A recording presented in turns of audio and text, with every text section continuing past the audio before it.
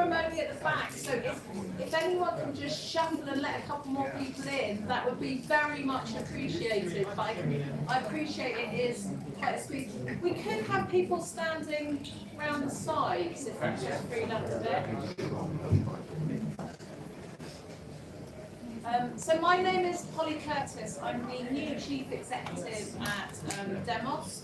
We're a cross-party think tank, and we are delighted to be hosting this conversation how it might move forward in the future.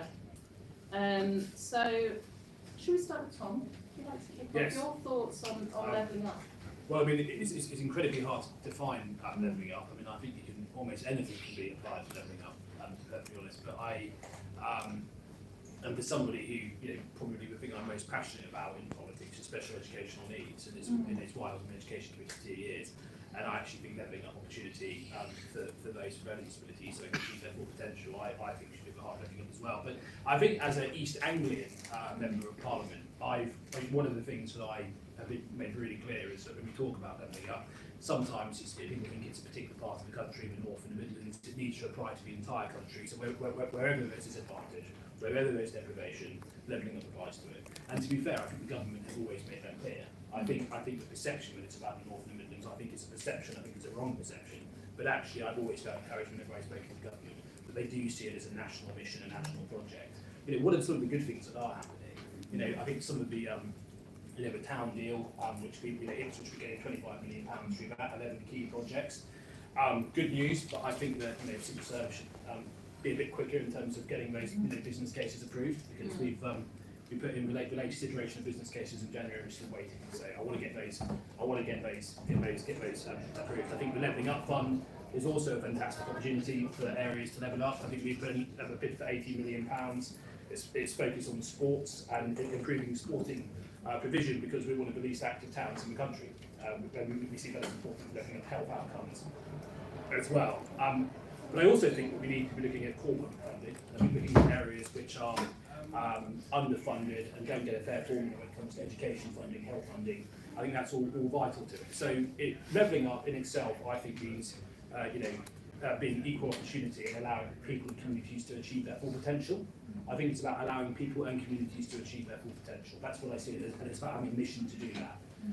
I think that it could be that the current administration has a slightly different approach to it than the previous one, but I still see levelling up as being essential to that government's mission.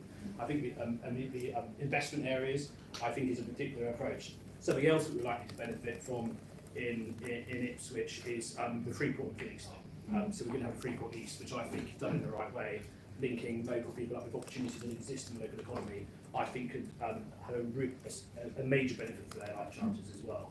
So I think we've got to put pressure on the bone when it comes to levelling up. I think the current government is as committed to it as the last, but I think it is one of the key things that will be judged as a Conservative Party. But I've always been conscious to say that it can't just be about one part of the country, it needs to be the whole country. And when you talk to your constituents about levelling up, and is that a conversation you have? Are there promises you can make and keep to your constituents? Well, I think some of the promises is making sure those 11 projects in the town deal are delivered on time. I think the other one is trying to get the successful bid for the Levelling Up Fund confirmed as well.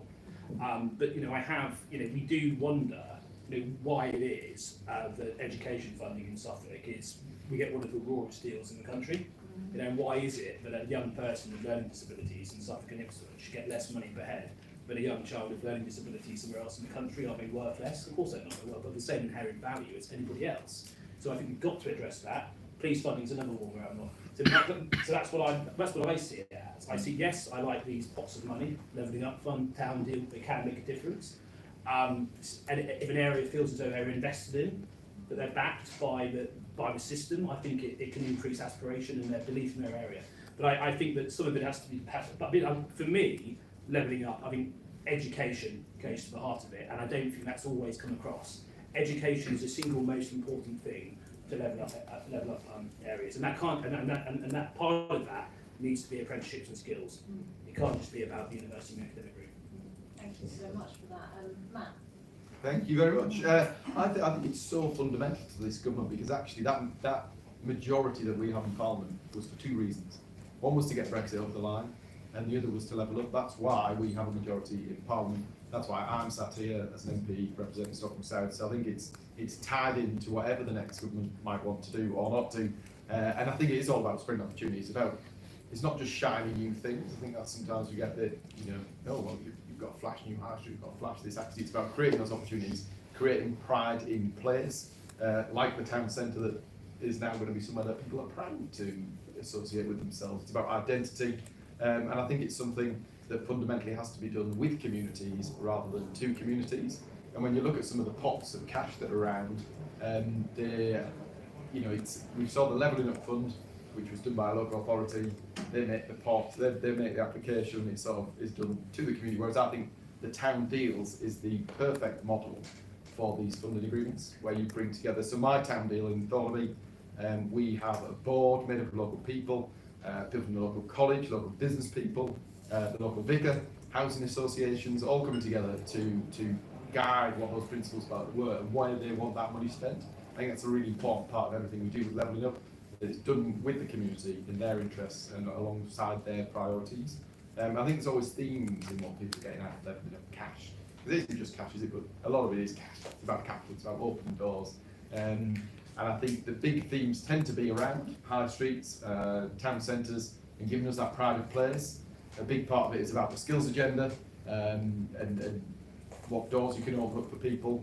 And then the other bit is about economic growth and creating those job opportunities. And I think probably going forwards, my understanding, the mantra around the government is that private investment might play as big a role in opening these doors as the public investment that we've seen before, and that's no bad thing. In my part of the world, if anybody is out there doubting whether Levelling Up is happening, you need to come to Stockton and have a look, because we've got everything going on. We've done very well out the Levelling Up agenda. We've got the Freeport in Teesside that's going to create 18,000 jobs. That's that. There's a role there for private investment as well as public, but 18,000 jobs, 18,000 fantastic jobs.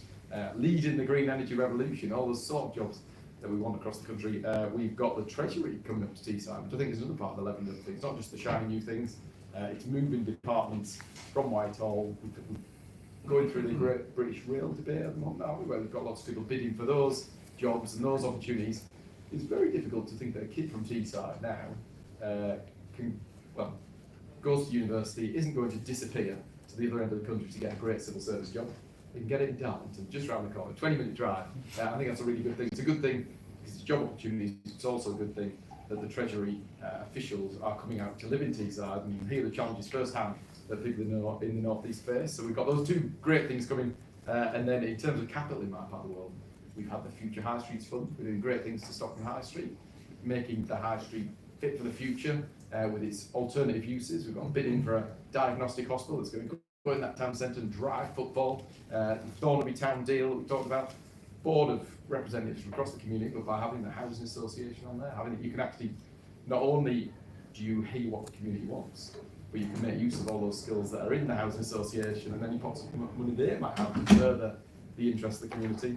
And then we've had our Levelling Up bid as well, which is going to, we've got a new training centre coming that's going to teach kids engineering skills. It's all going on in Teesside. If you're in any doubt over whether Levelling Up's happening, come to Teesside and I'll show you all. And can your constituents already see that happening? Is it kind of, are bricks and mortar going down, are kind of things happening, or is it all in the pipeline? I think there's a lot of it still in the pipeline, but we've made sure that everybody knows it's coming. Somebody said to me the other day, we've got this town deal, 23.9 million. It's great because it's done around this board, as I've said, where everybody's engaged, everybody's hearing about it, different community groups are engaged. But I think a big part of our responsibility as elected representatives is to communicate that with people so that they know it's being done with it. It doesn't just appear at the end of the road. Actually, it's something they wanted. We put survey after survey after survey out to get their opinion, real consultation, to the point where someone said to me the other day, will you stop going on about that bloody £23.9 million? So we're getting the message there. I think, engagement. They might not see all of the bricks and mortar yet, but it's started. In fact, I think the new public toilets in Yarm High Street are due to open in the next week or two. So it's happening. So come to Yarm. Yeah. Come to your toilet. Do you, in that engagement process you're doing, Denos is very interested in how you involve people in policy making and how public services develop. What has there been a tangible difference made by that input from the board or from the consultation? Have we changed direction or kind of investment on things? Yes, some of it was slightly political actually, but Town Deal Board put together the Thornaby. Priorities identified. We know that in certain parts of town there is pretty poor quality housing, so there was a decision made that we would have interventions there. The town centre, which is actually quite a nice town centre, Thornaby, there was two very redundant buildings. One of them is an old hotel that was built in the 60s or whatever. Awful looking thing that's rotten, and that was a priority for people. So we've identified the broad priorities. But one of the things that did spin off, so I did a survey, political survey, paid for by Rose, delivered by me and a team of volunteers to every door. And one of the things that came back on all these surveys was about a swimming pool. The swimming pool in Thornaby has seen better days. And the decision now is that one of those redundant buildings in the town centre will become a new swimming pool. That was literally on the back of that engagement from the public. A lot of surveys coming in a very clear theme of what they might want. So it's happened, people are engaged and changed the outcome. Exciting. Matt? Well, I guess the good news is, and particularly for people like Polly who've been planning their events for some months, is that Levelling Up is here to stay. And I think if Levelling Up had been walked away from, there'd be about 50 empty seminar rooms over the course of this conference, because it does seem to be something that's been dominating at least part of the event. And I think that's important, because when you look at where Levelling Up came from, where it's gone, there have been some important policy achievements as much as physical achievements on the ground. And I think when you look at the Levelling Up white paper, it's important not just to look at what it says is going to be done, but also to look at the analysis that sits underneath it. And for me, one of the most interesting parts of that analysis was the exploration of the different pillars that are necessary for any successful economy. So you need the physical capital, you need the roads, you need to be rebuilding your town centres, you need the intangible capital, you know, the reputation that comes, so stop to be busy trying to turn around the way that it's viewed. You need financial capital, you need money, you need investment from the public and the private sector to make a difference. I think one of the most exciting things for me, coming from the community sector looking at that white paper, was the way in which it identified social capital as being one of the key components of any successful economy. And I think that's something that often gets neglected. We see, you know, what happens in our communities, in our towns, in our places, is being either the result of what the state does through its investment, through its services, or what the private sector does, and it neglects the fact that an awful lot of our places, our institutions, are made up by all of us, the people who live there, the relationships they have, the organisations that they set up. And I think one thing that will be very important if the government's looking to succeed in its economic growth agenda, and clearly there's an ambition to absolutely turbocharge that, is that we don't look entirely to the market or the state to deliver, but we also look to address that question of social capital as a component of that mission. And I think there's a range of reasons for it, and I think, you know, the justification has got to be economic. If you don't get the social capital bit right, your economy won't turn around. But there's a bunch of other reasons. I mean, frankly, it's the right thing to do. We know that in communities that suffer from economic deprivation, the places that we want to turn around, but that have also suffered from a loss of social fabric. And, you know, sitting next to Matt, but Mandale, Victoria, Stainsbury Hill, you know, in your constituency, you know what they're like. They're places that could be much better, but they've suffered a hollowing out. They've lost the shared workplaces. They've lost, you know, the pubs, the clubs, the working men's clubs that brought people together. And when you look at places that have suffered from that, the social outcomes they get are significantly worse than places that are simply suffering from deprivation. Perhaps are close to the centre of town, do rather better because of that. I think the second reason is because actually it's those institutions that create pride in place, identity, connection, that connect us to our neighbours, but also enable us to be connected to the local authority, to the people who are making things happen in their area. So we know that, you know, it's a bit jargony, but intermediate institutions, whether it's the local, you know, business groups or local civic groups, are important for people feeling there's not a huge gap between them and those that make decisions. And when we talk about people feeling in control, we really need to understand that sometimes that's a result of the distance you feel between you and where decisions are being made and where stuff's happening that impacts your life. I think the third reason is broadly pragmatic. We know public finances are under stress. We've seen evidence of the extent to which there's a lot of risk around that at the moment. And we also know that often, you know, public spending can be presented as a good in itself, but too often public spending actually is a result of the state having to step in to pick up societal failings. So if you've got high levels of loneliness, isolation, if you've got low levels of, you know, if you haven't got places where people can go to support one another, to get to know their neighbours, then it's the state that picks up those costs through social care bills, which now we were listening today when we to the leader of Stoke Council earlier today at a breakfast meeting talking about how her finances are being crushed.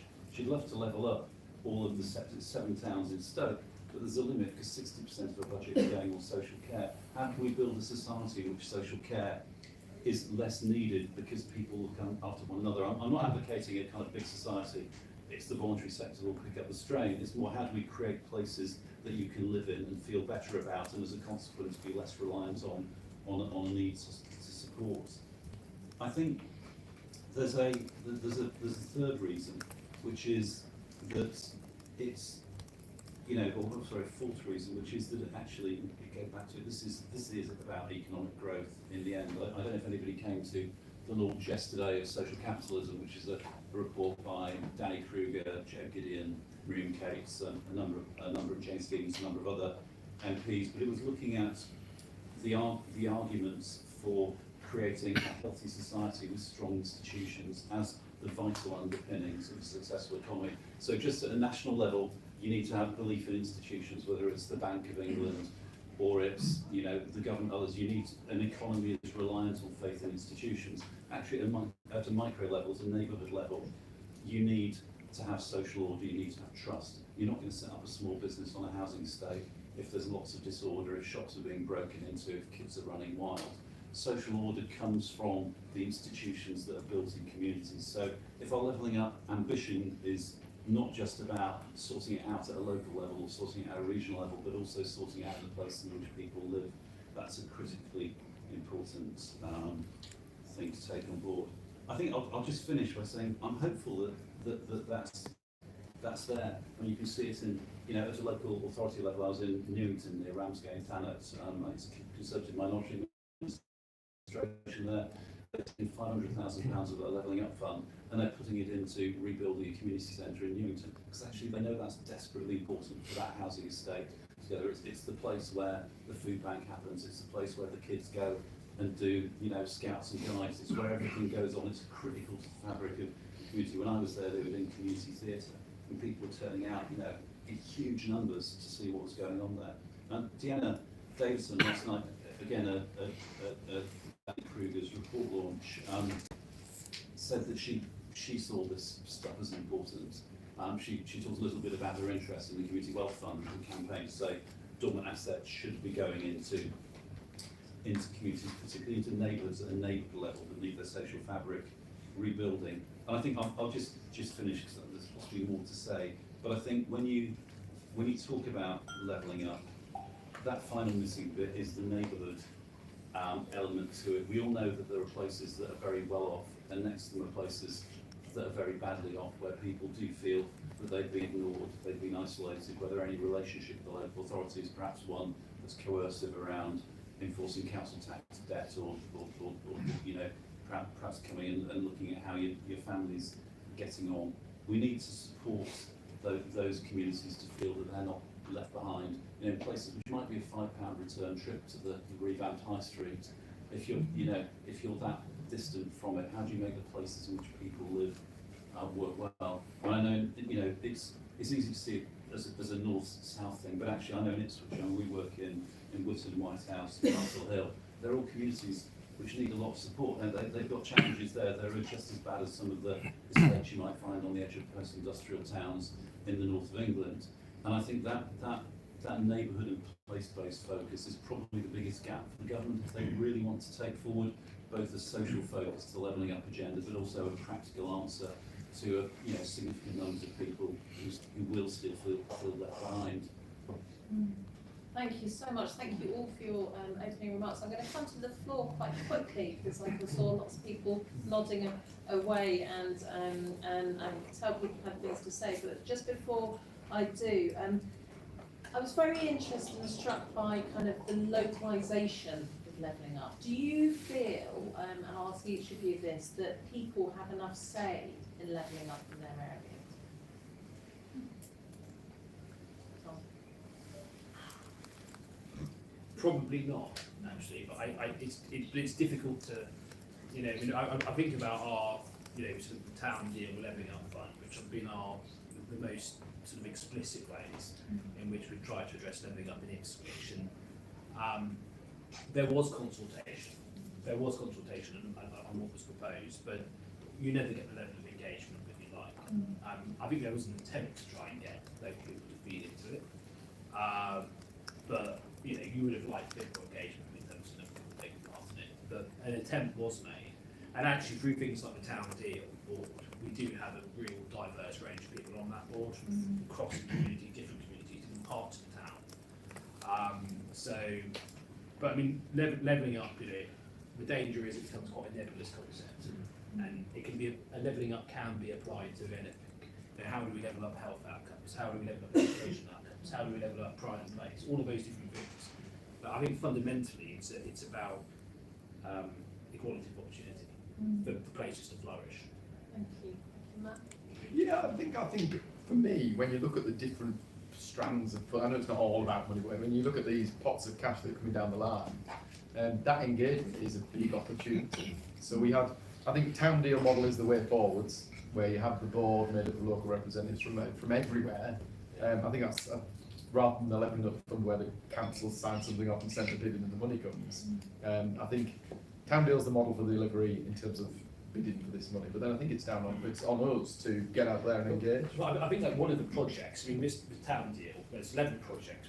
I think the one project that's probably excited the most people in Ipswich was our local shopping parades fund, because it was one of those things that, particularly throughout the pandemic, people were much more reliant on their local shopping parade. So it wasn't just a town centre, but it was the shopping parade, and many of them were neglected. I mean, some of them were complete state, and actually that probably generated the most interest. But I just think a lot of my constituents have been slightly frustrated at how long it all takes. Because I think that there was a huge, because we had this one area of Ipswich where we had a shopping parade with a tree ripping up all the pavement, and we had couples all over the place. It was a disaster.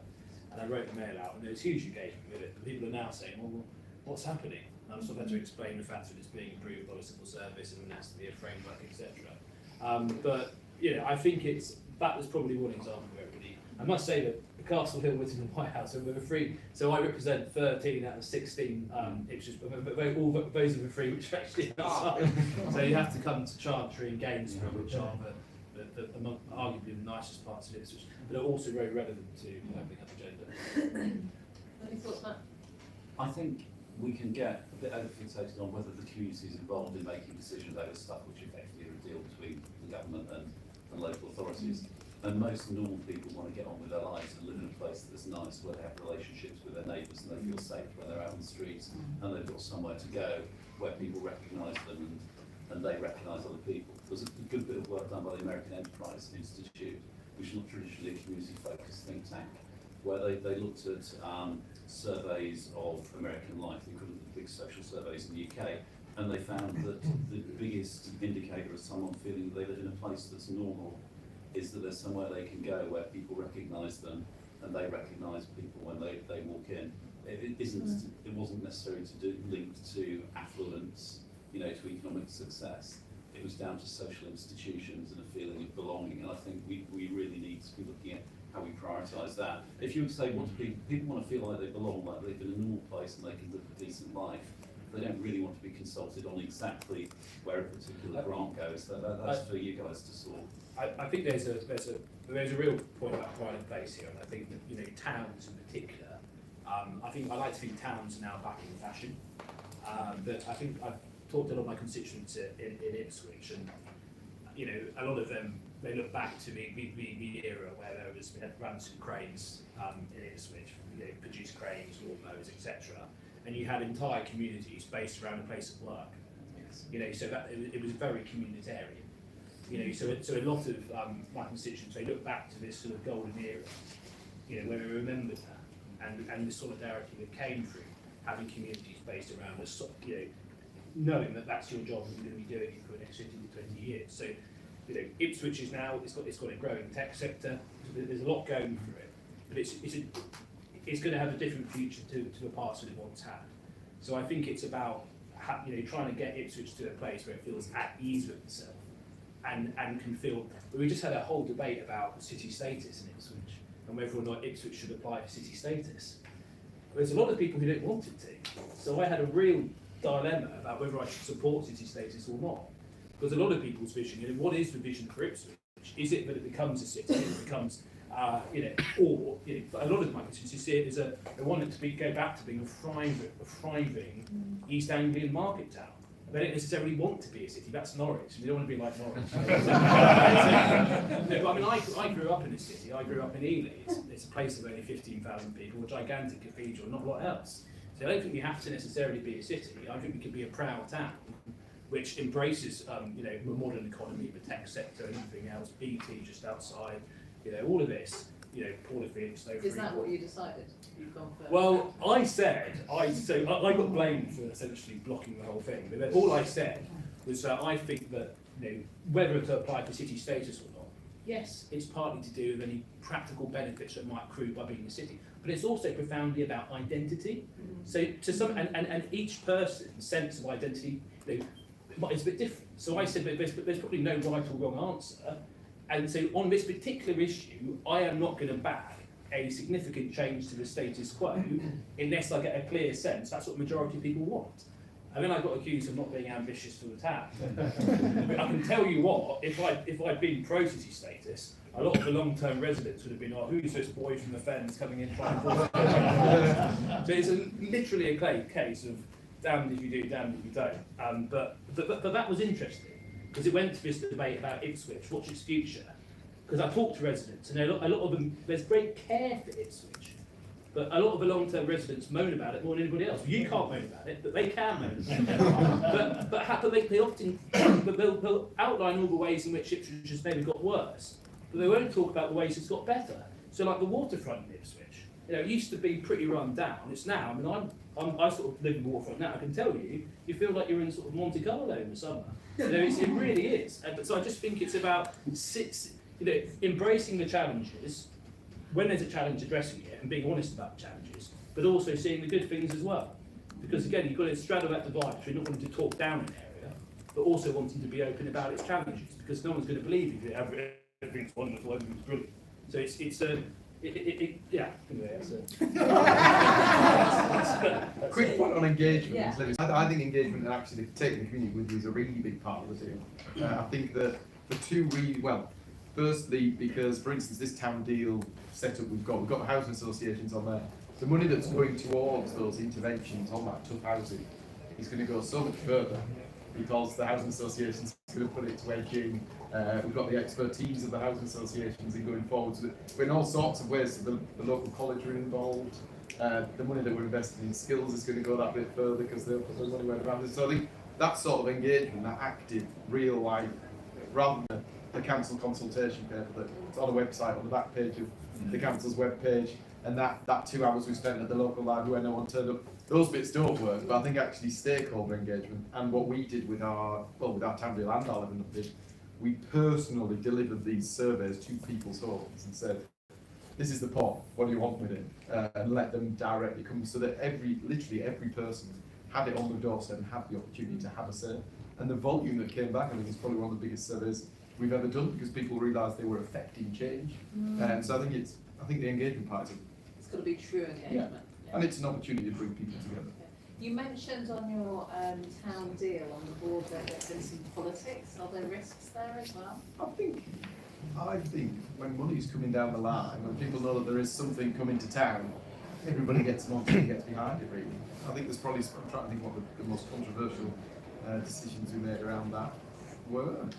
I've got a few people who told me they don't need any more bike lanes, but seemed to be the default for everyone.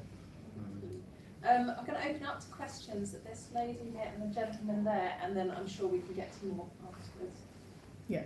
So I think everything that the panel kind of like has said relates to the social and wider determinants of health, because basically when you talk about employment, connected communities, and things like that.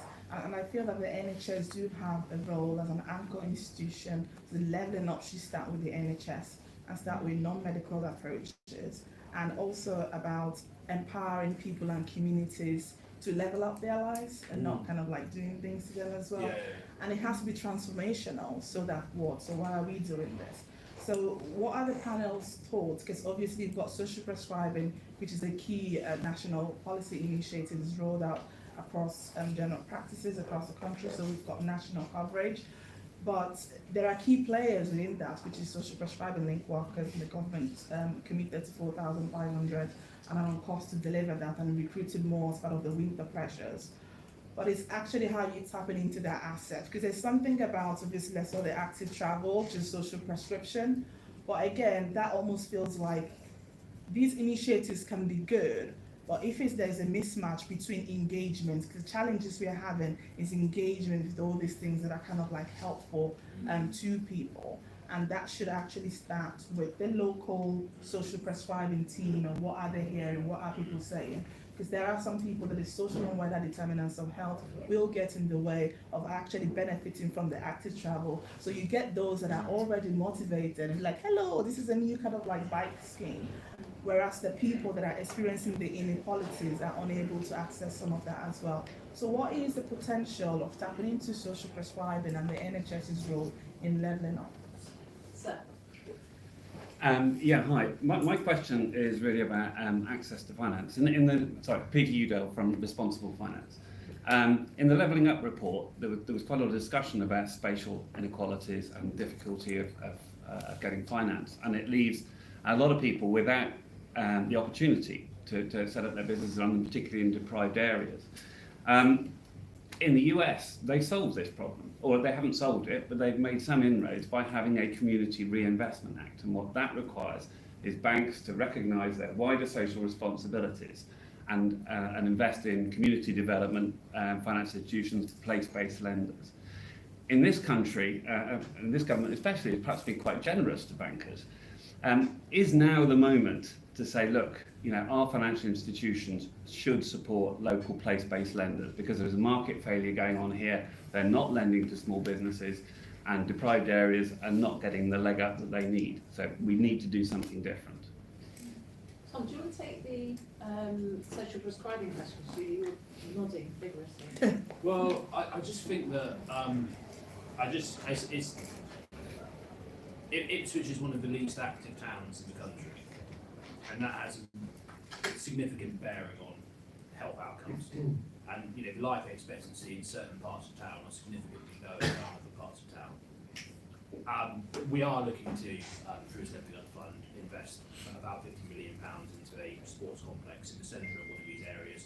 We're also going to be reopening an outdoor Lido, which has been closed for 20 years. But even without that, I was quite surprised when I found out the statistic about the fact to be the least active town in the country, because actually we're surrounded by wonderful countryside. We're blessed with a huge range of large parks. So actually there's quite a bit there which is on people's doorsteps, which is free to use, but it's not having the desired effect. So I think there is a point there. We can invest in those new facilities, but we can't automatically expect that those who probably would benefit the most from them would actually be the ones utilising it the most.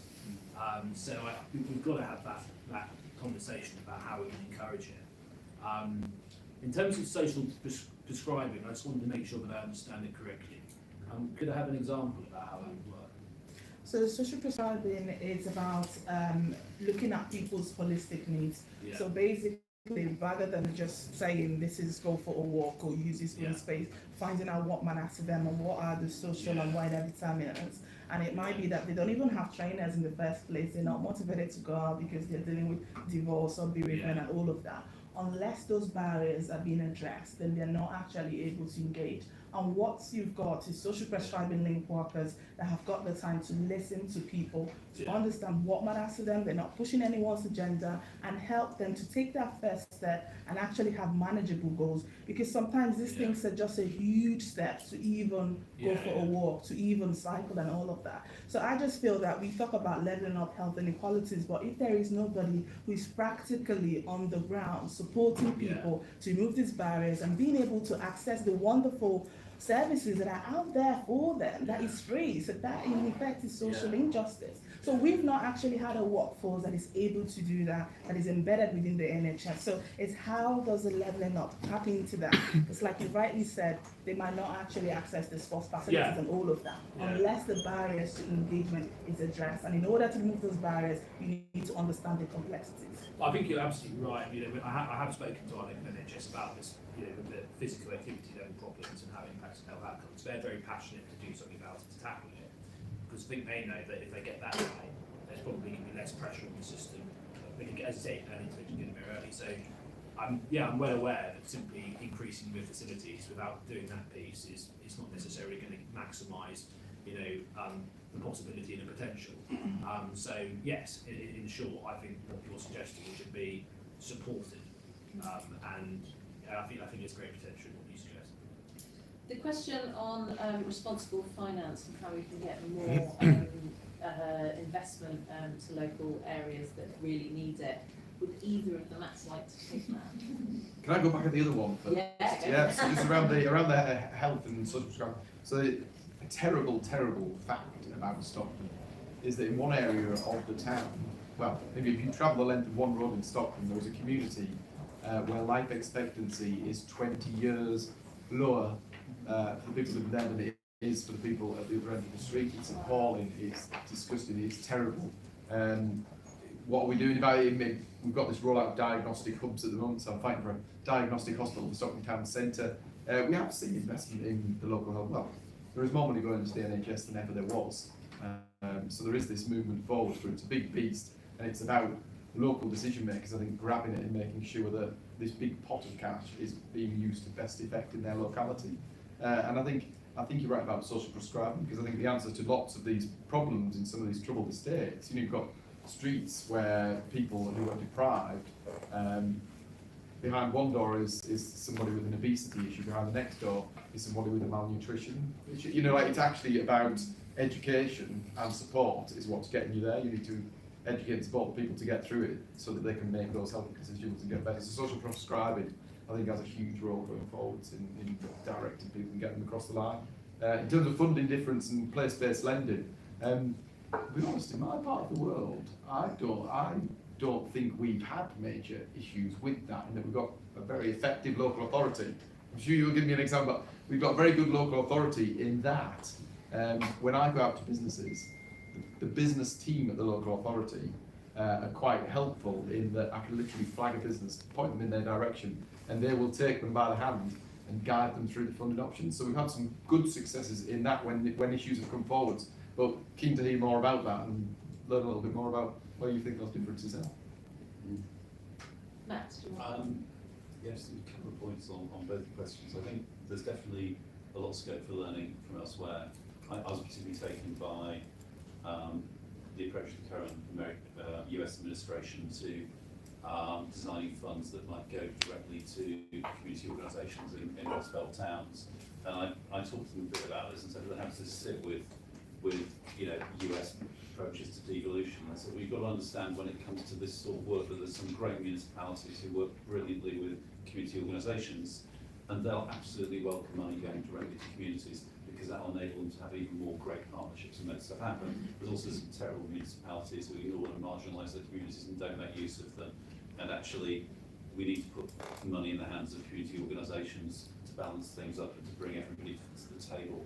And I think as we start to think about how we address some of the neighbourhood issues I raised earlier, rebalancing power is important, but I think we can also learn from closest to home. In one of the big local areas that we fund in the southwest of England, they described going to a lender to talk about getting funding for a community project on their peripheral estate and getting a really poor hearing until suddenly the lender clocked that they had £1 million of money that we committed to them to support them. They said literally the biscuits were lifted off the table and a better quality biscuit came back and somebody else came in who was clearly more senior.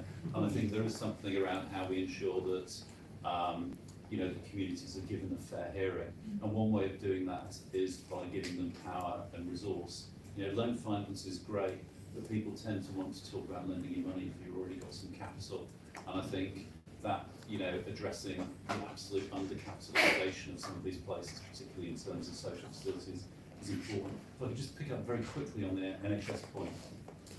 I think too often we look at the NHS as a service, increasingly we do, you know, where do we put the hospitals, how do we ration stuff?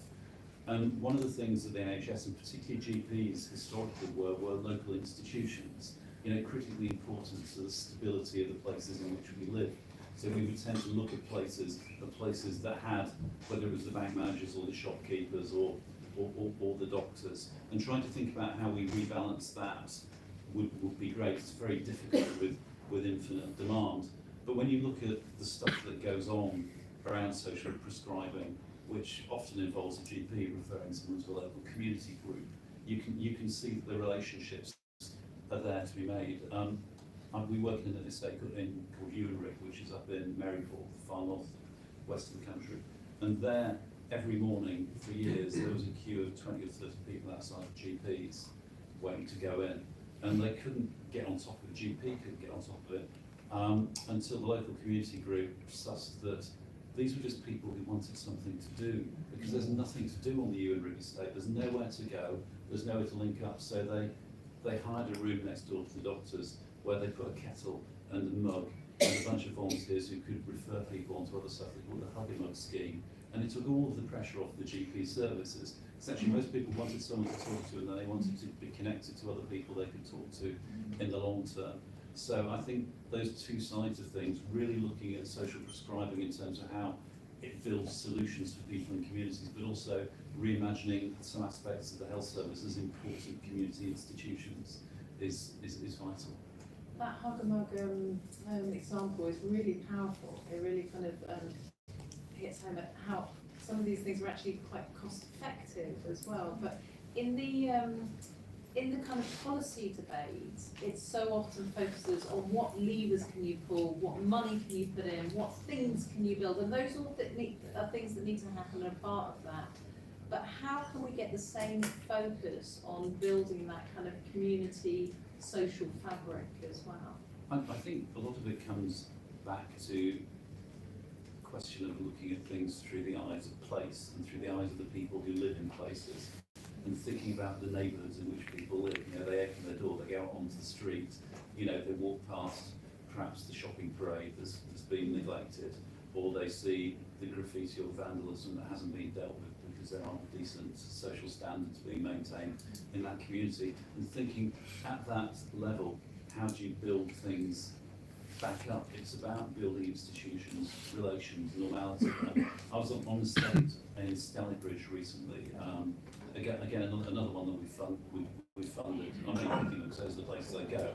And talking to them about the journey over 10 years, from having an estate where kids would be running feral and rampant, burning things, vandalising things, and people who wanted to make a difference in the community ring up the parents were going back on that, you know, leave my kid alone. And now, 10 years later, they aren't. It's a kind estate. And they said it's because over 10 years, they had their little shopfront pub. They invested in loads of community gardening. It might not sound exciting, but on every street they had a little community garden. They got volunteers out of all the houses to get involved. They had kids' activities around that stuff. They connected with the local church. They made it a community where everybody knew one another, where there was, you know, networks and relationships. And people started to take pride in the area. They were all sharing and making the area better.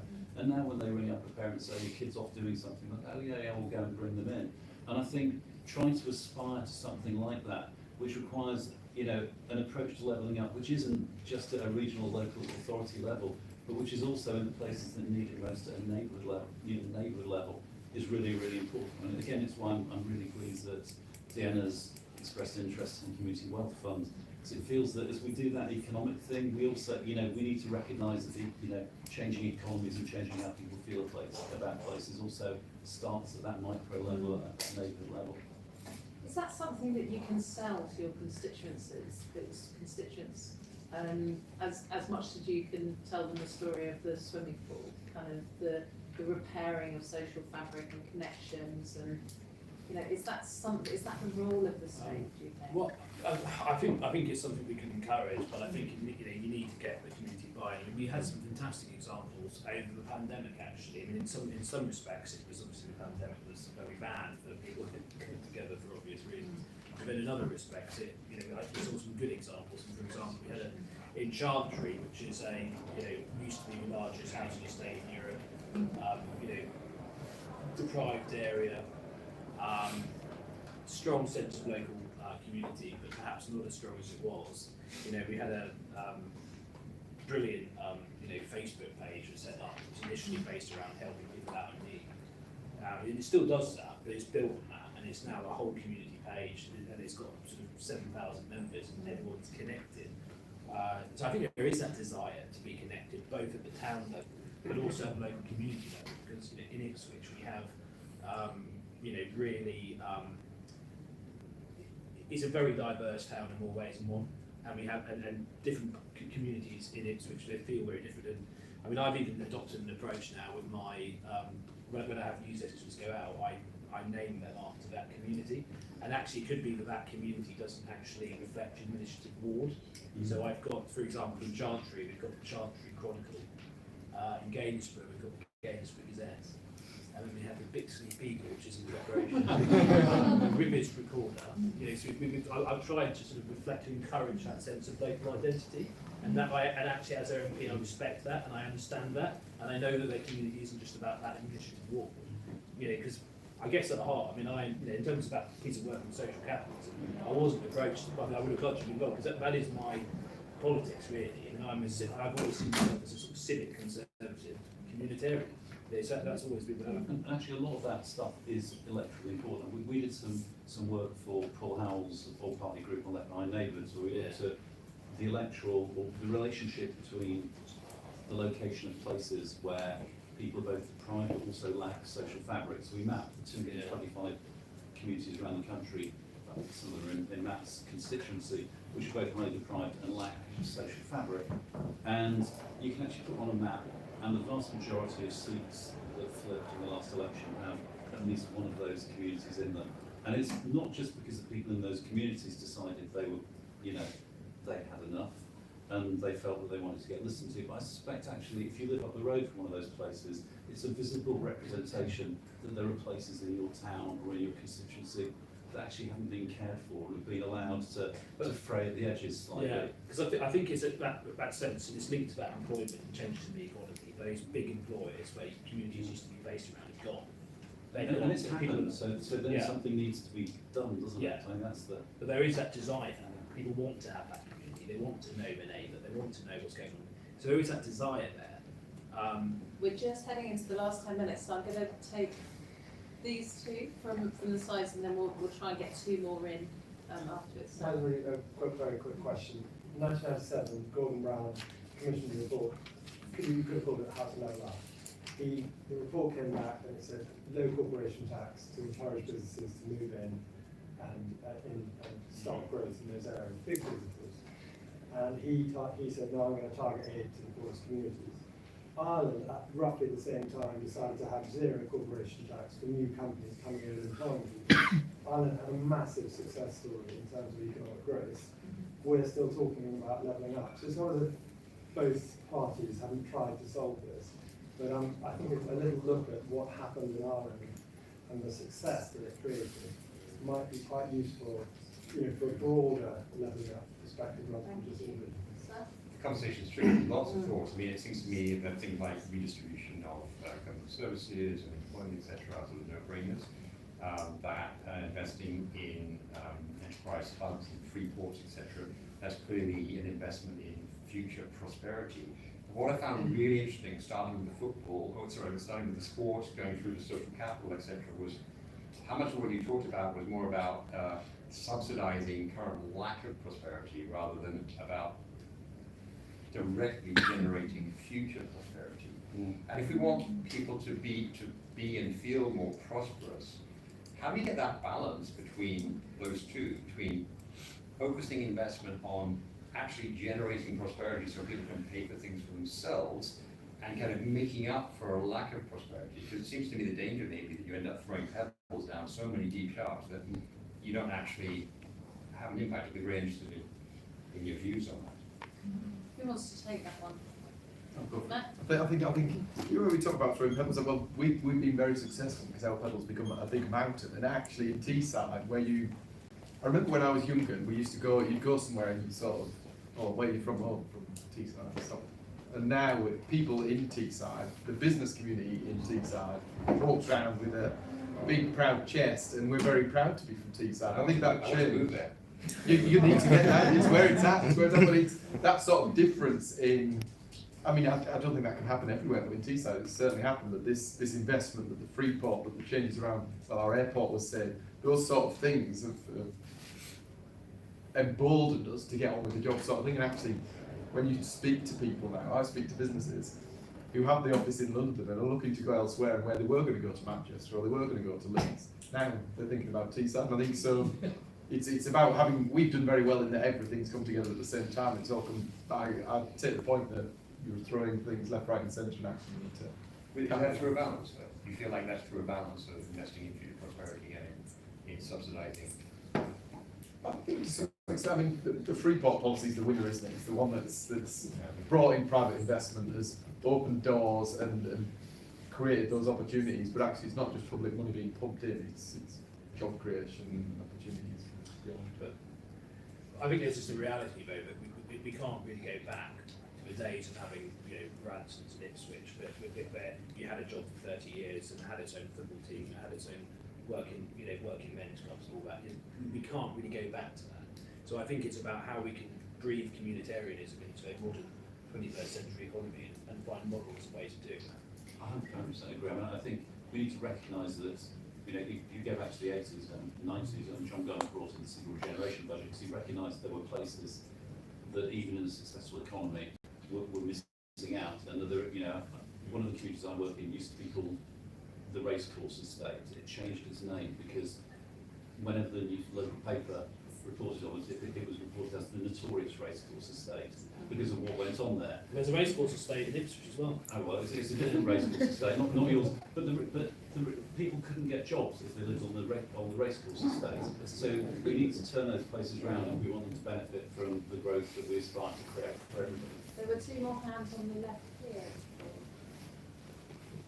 Disappeared now. Anyone else got it? Oh, there we go. I did. Sorry, I was like, I didn't know I was after it in anyway.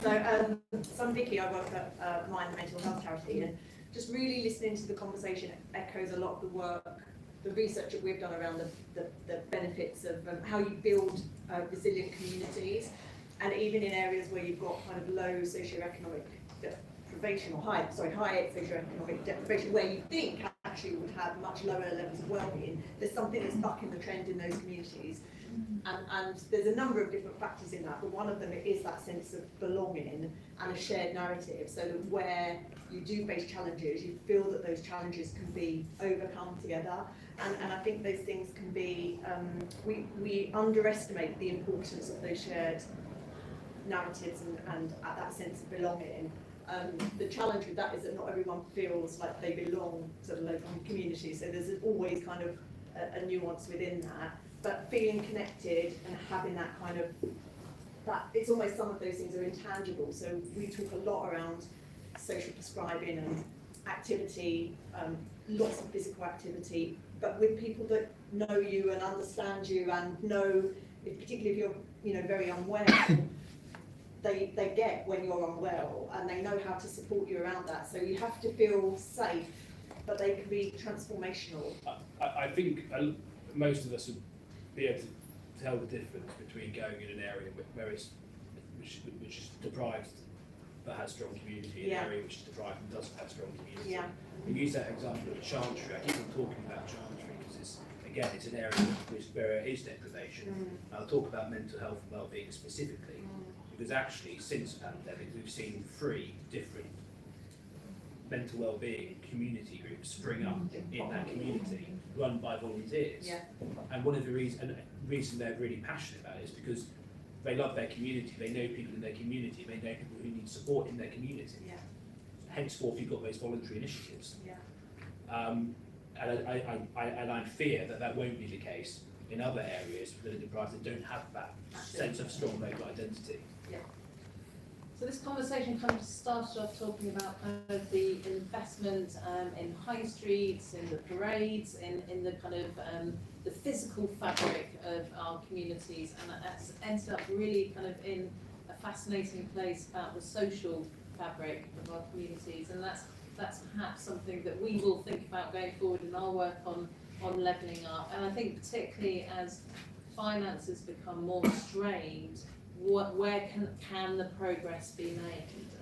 So I want to thank a brilliant panel today for taking part in this conversation, for bringing such rich ideas. Thank you to Local Trust for supporting this conversation, and thank you all for coming out and sharing such brilliant thoughts. So thank you